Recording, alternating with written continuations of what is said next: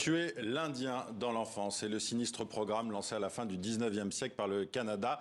150 000 enfants justement volés à leurs parents et placés dans des pensionnats pour autochtones tenus par le clergé catholique. Le dernier a fermé en 1997. Depuis, les restes de centaines d'enfants sont retrouvés autour de ces établissements, car à l'intérieur, les violences, les sévices, les viols s'enchaînaient parfois jusqu'à la mort. Merci Michelle Good d'être avec nous. Vous êtes avocate, vous l'êtes aussi pour d'anciens pensionnaires, vous êtes aussi CRI de la nation Red Pheasant et vous publiez ce livre, 5 petits Indiens au seuil. D'abord, Michelle Good, il faut rappeler la réalité de ces pensionnats pour autochtones. Pourquoi ont-ils été créés d'abord ? Eh bien, en tant que fondateur, le fondateur de ces écoles avait pour but de déconstruire l'enfant indien. Et donc, l'intention était génocidaire. L'idée, c'était véritablement de nous détruire en tant que peuple. Et c'était vraiment pour permettre la colonisation en Amérique du Nord d'avoir cours. Et c'est véritablement un miracle qu'on soit toujours vivant, que notre langue existe toujours. Les enfants qui parlaient ces langues étaient torturés, mais ça existe toujours. C'était donc le but premier de ces écoles, de nous détruire. Vous détruire, oui, exactement. Quand a-t-on commencé à parler publiquement de ce qui se passait dans ces pensionnats? Je disais, le dernier a fermé à la fin des années 90, c'est récent. Oui, c'est très récent. Et ce qui est intéressant, c'est de voir que ces écoles existaient sans qu'on sache quoi que ce soit sur ces écoles. On ne comprenait pas ce qui se passait, parce qu'il y avait une propagande. Donc, tout ce qui se passait à l'intérieur était secret.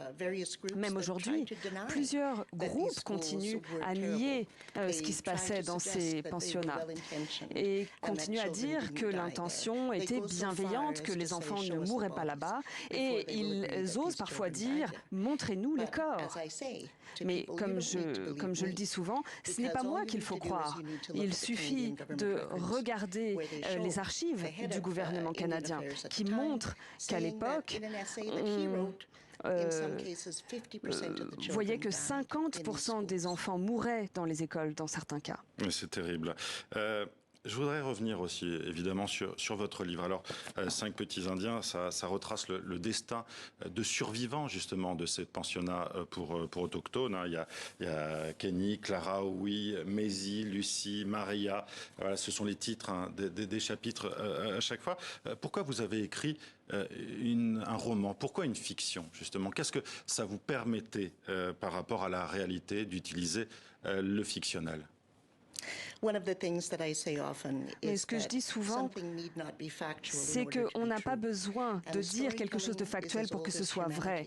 Et raconter des histoires, c'est quelque chose qui existe depuis toujours. On raconte des histoires depuis qu'on est sur cette terre. Et je trouvais que d'utiliser la fiction permettrait un point d'entrée à un sujet qui peut être vu comme menaçant. Et j'ai réussi à attraper les gens comme ça. Beaucoup de gens ont répondu de manière extrêmement positive à ce roman et j'en suis très touchée. Alors dans votre livre, on voit à quel point ces 5 petits Indiens, ces survivants, sont marqués par ce qu'ils ont vécu aussi. L'histoire de ce livre, c'est aussi l'histoire, parfois, pas toujours, de résilience, de résurrection aussi. Le fait aussi de prendre la parole et de dire ce qui s'est passé. Oui, c'était absolument essentiel. Il y a eu beaucoup de livres sur ces pensionnats, mais très peu parlent de l'impact de ces pensionnats sur les gens. Et j'étais très frustrée en tant que représentante de ces survivants d'entendre les gens dire « bon, mais alors quand est-ce qu'ils vont passer à autre chose ?» C'était extrêmement frustrant et je voulais répondre à ce commentaire. C'est pourquoi j'ai choisi plusieurs personnages pour montrer les impacts pluriels dont ont souffert ces survivants et en quoi ça a eu un impact psychologique. C'est pour ça que j'ai choisi cette approche, oui. Dans votre livre, on a aussi l'impression que certains sont en colère contre leurs parents, l'impression d'avoir été abandonnés alors que ces enfants ont été volés. Impossible d'ailleurs pour eux, pour certains, de renouer avec leur famille, avec leurs parents, qui ont été aussi victimes de cette propagande dont vous parliez tout à l'heure. On leur disait justement que dans ces pensionnats, ils seraient bien traités. Oui, c'est vrai, mais il faut aussi savoir qu'il y avait un problème de loi. C'était obligatoire. C'était obligatoire, oui. C'est pour ça que je parle de vol. Hein. Oui, donc il n'y avait pas moyen de résister.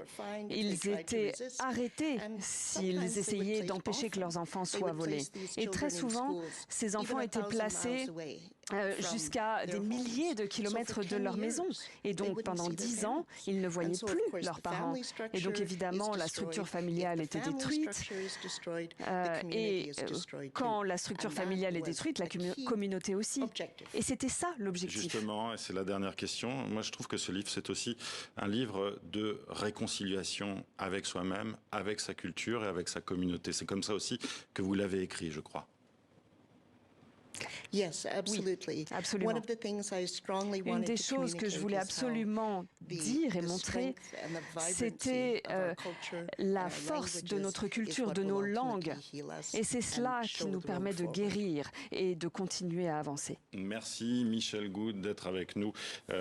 Merci d'être venu nous parler de votre très beau livre, 5 petits indiens, avec cette couverture magnifique qui dit aussi beaucoup de choses, évidemment, sur la culture justement de ces communautés. Merci d'avoir été avec nous.